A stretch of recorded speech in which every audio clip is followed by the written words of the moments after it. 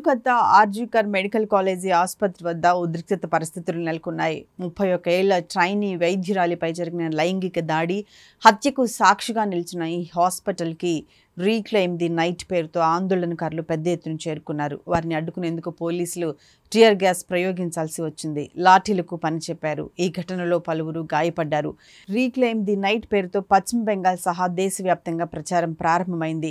Social media ద్వారా దీనికి విపరీతమైన ప్రచారం లభించింది. గత రాత్రి 11:55 వేలాది మంది మహిళలు ప్లకార్డులు చేతపట్టుకుని వీధుల్లోకి వచ్చారు.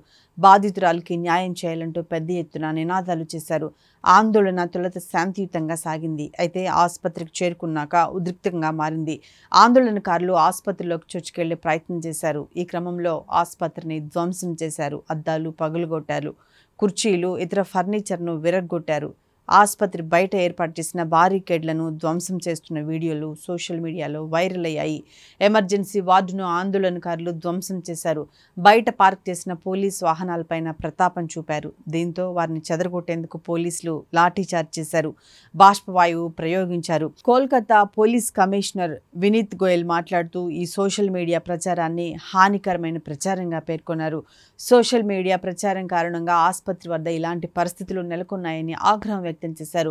బాధిత కుటుంబానికి న్యాయం చేసేందుకు అన్ని విధాలా ప్రయత్నిస్తున్నట్టు చెప్పారు. తామేమీ తప్పు చేయలేదని పేర్కొన్నారు.